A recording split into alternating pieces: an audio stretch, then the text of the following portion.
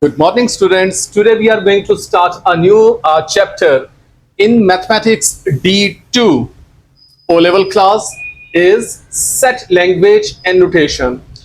So the first thing that you have to remember is a group or collection of the objects is called set.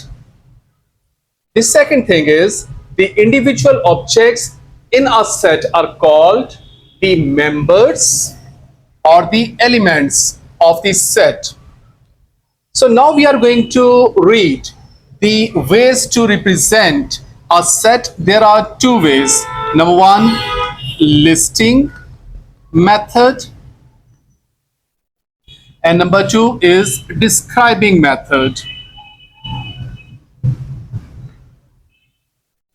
So concentrate yourself now. Suppose here is a set that is Monday, Tuesday, Wednesday, Thursday, Friday, and Saturday, and Sunday. So this is a way that is called listing method to represent a set. So if we are required to represent this set in describing method, so the way to write this set in describing method will be x such that x is a day of a week. So this is a way to represent the set. This is called describing method. X such that x is a day of a week, or you may simply write day of a week. So this is an other simple method. This is also describing method. So look now another example. For example, if we say that 1, 2, 3, 4, 5. So this is a listing method to represent any set. But if we are required to represent this set in describing method, so look now, x such that x is a, and if you can see, this is actually first 5 natural numbers. So x such that x is first 5, x is a number which is or from, x such that x is a number from first 5 natural numbers.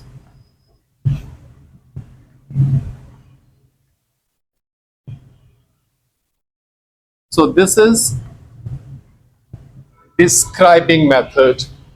So learn it carefully. This way is called listing method and this way is called describing method. The next thing that we are going to read in this topic is well-defined. So well-defined is a term in which a thing should be very clear, not confusing. If a thing is confusing, then that thing will not be called well-defined. So look here, here are some examples. So the statement is state whether each of the following is a well-defined set. So first part is a book well liked by my classmates. But you have seen many examples in your class that a book may be liked by some students and disliked by the other students. So it means this is not a well-defined set. So the answer is no. Another example is here, a naughty pupil in my class. So this is another very common example which has been seen in the everyday life, that sometimes a student is considered as a naughty by some people, but not by the other people at the same time. So for example, maybe an example of a naughty people in some people's eyes, but maybe the other people has seen me as a very sober person, as a very nice person. So this is another example which is not well defined. Another example is here, a maths teacher in my class.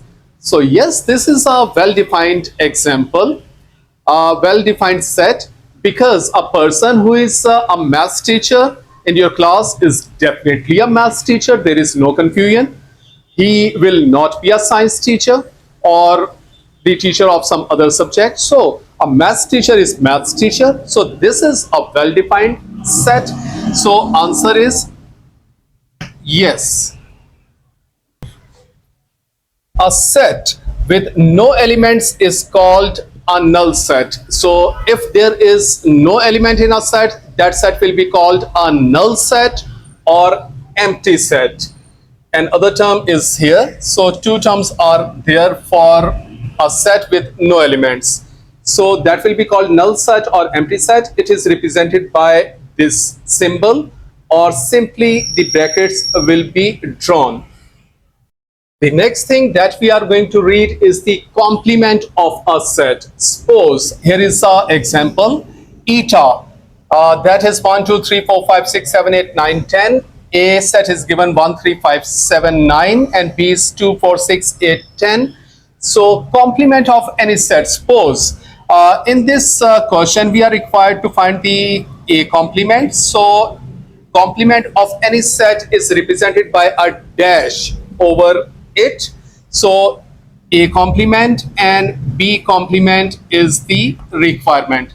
So look now, the simple thing is the members which are in universal set. So eta stands for universal set. The members which are present in the universal set but not in that set will be A complement. So look now again, the members which will be in universal set but not in A set will be A complement, and the members which are in universal set but not in B set will be B complement. The method to solve is A complement is equal to universal set minus A. So this is the simple method. The members which are in universal set but not in A will be called A complement. So look now, the method to solve is you will write universal set first. So that is 1 to 10.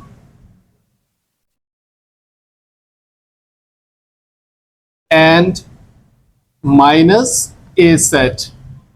A set is 1, 3, 5, 7, 9. So simply you will subtract these elements from here. So the things will be left will be 2, 4, 6, 8, and 10. So this is A complement. Likewise, when you will be required to find the B complement, simply subtract B from universal set. So universal set minus B will be equal to B complement. So likewise, look now, universal set is 1 to 10. So 1, 2, 3, 4 up to 10 minus B set. B set is here, that is 2, 4, 6, 8, 10.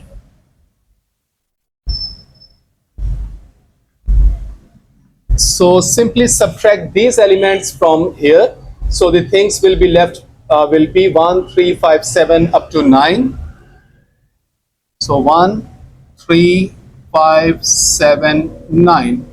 So this is B complement. The next thing that we are going to read in the topic is subset. So concentrate yourself. Suppose A is 1, 3, 5 and B is 1, 3, 5, 7, 9, 11. So look now, all the elements of A are the members of B as well. So that's why A is called the subset of B. So the subset sign is this one.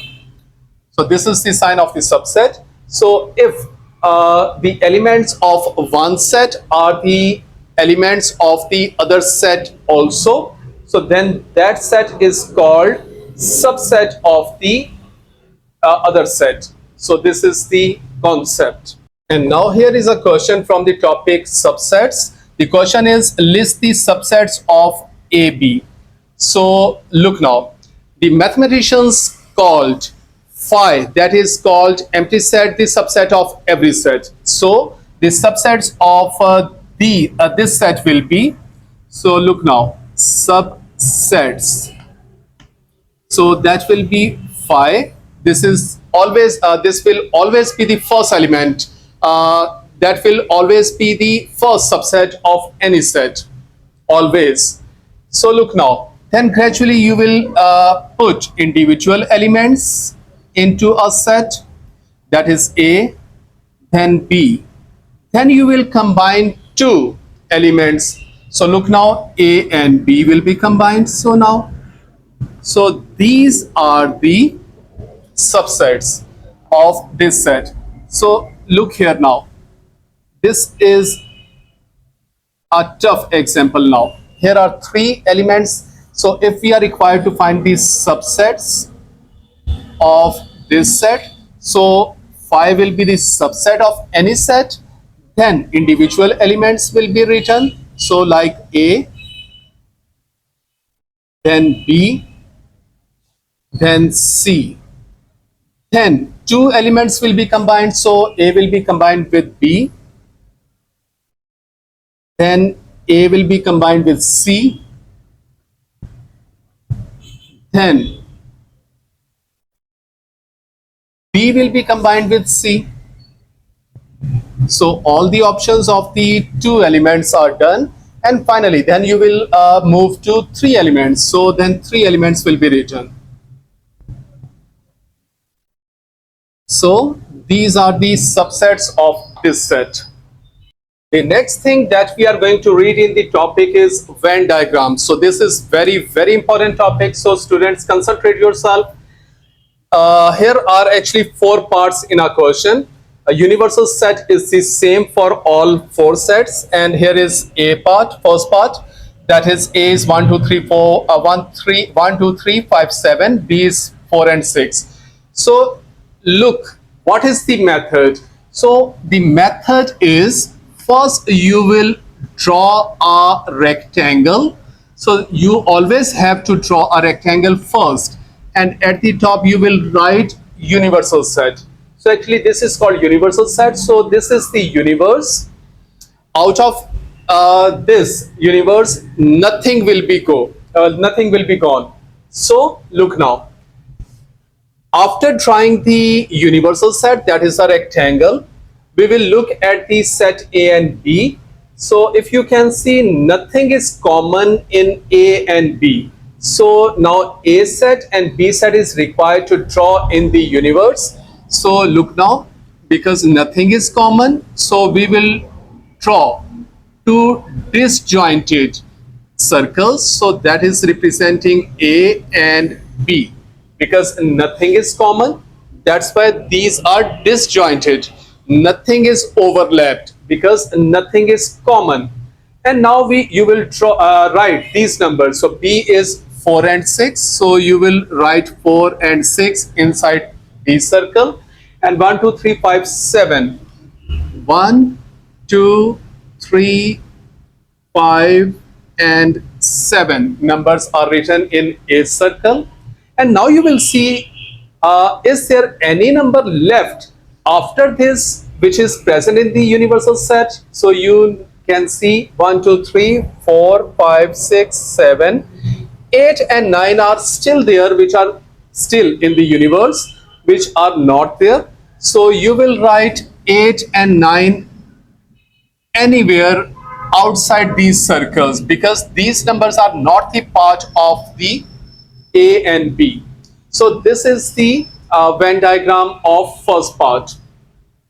So in the second part, again, you have to draw a rectangle that is representing the universe, that is A, that is eta. Okay, now you will decide. So one more thing, that is nothing will go beyond the universal set. So the statement which is given will be actually from the universal set, the multiples of the two. So multiples of the two will be from this set. B is multiples of 3, so multiples of 3 will be from this set, nothing beyond the universal set. Okay, look now. So multiples of 2. So multiples of 2 are 2, 4, 6, 8, 10. No, 8, because universal set is here. And multiples of 3 will be 3, 6, 9. So it means if you can see the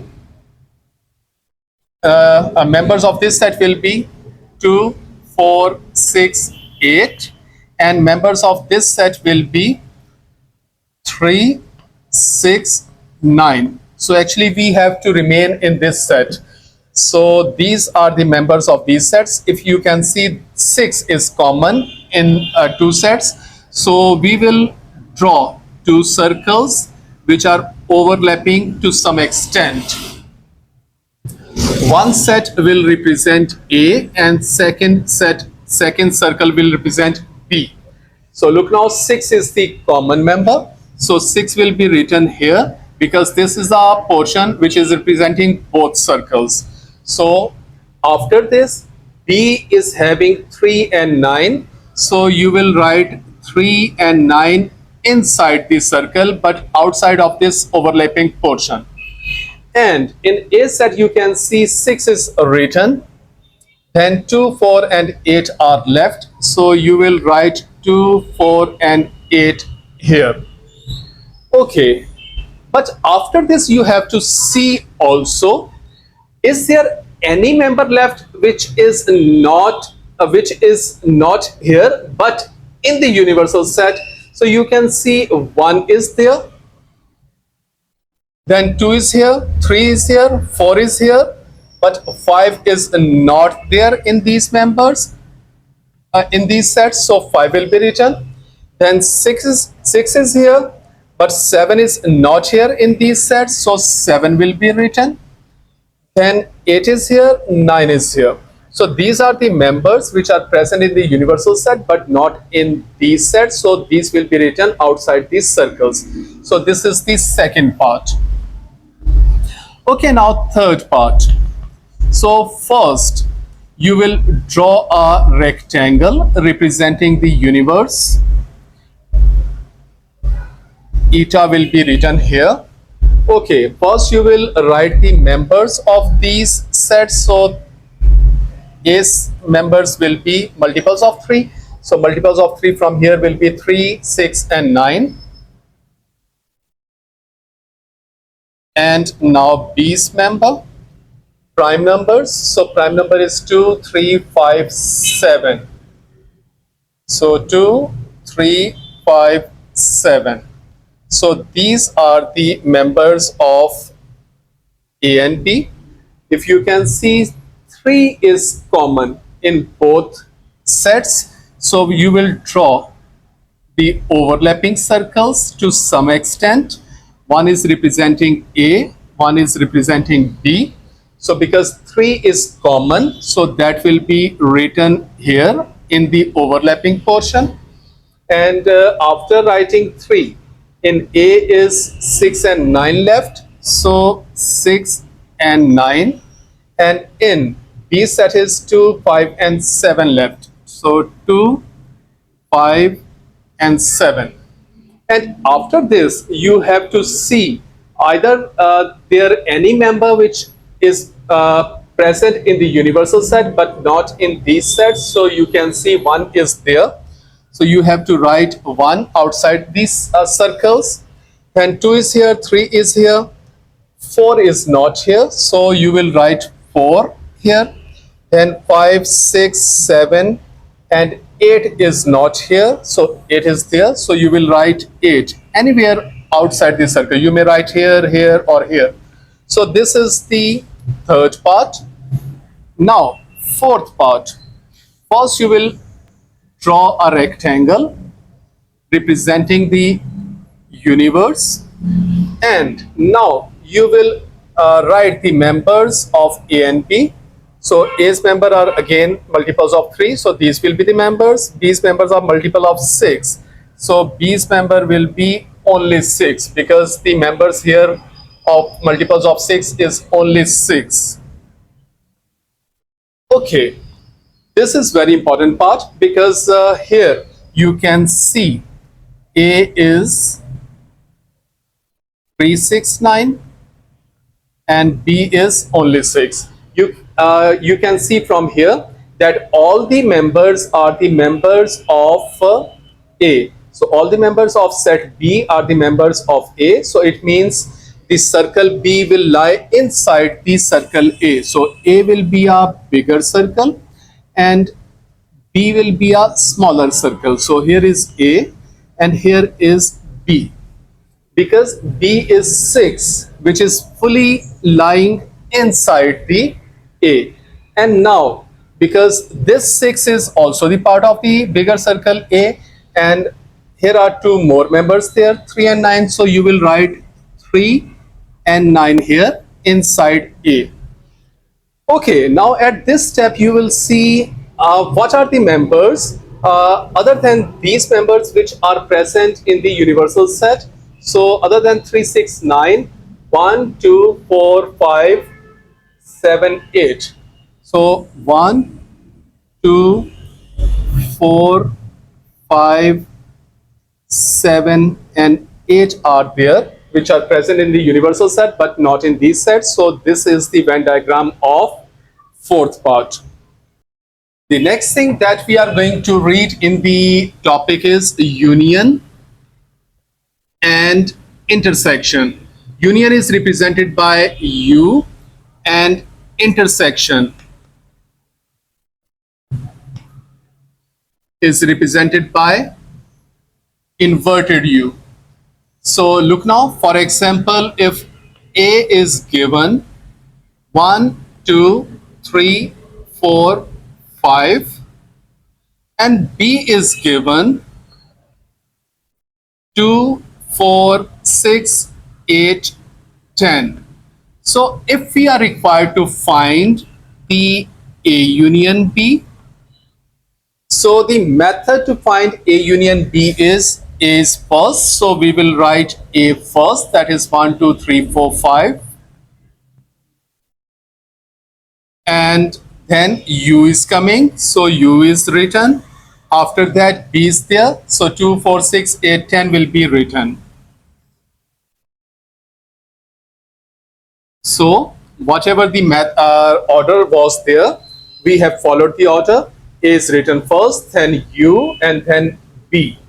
So the method to find the A union B is all the members will be combined but without repetition.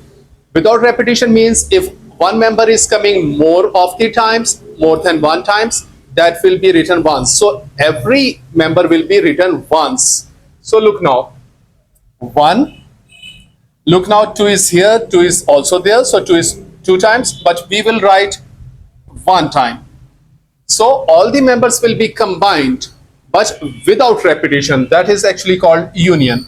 So look now, then 3 will come, then 4 will come. Also 4 is 2 times, but we will write 1 time. Then 5 will come, then 6, 8 and 10 will come. So this is the method to find the union of any two sets, that is combine the elements of the two sets but without repetition. Okay, the next thing that we are going to do is A intersection B.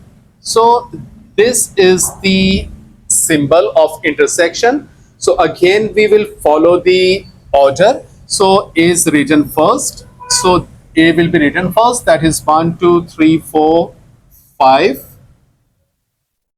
Then comes the intersection sign and then comes the B. So B is 2, 4, 6, 8, 10. So the method to solve A intersection B is write the members which are common in two sets. So that will be called A intersection B. So listen again. The members which are common in two sets will be written in A intersection B's set. So look now. If you can see 2 is common in both sets, then 4 is common in both sets. So these are two members which are common in both sets. So this is the answer of the A intersection B.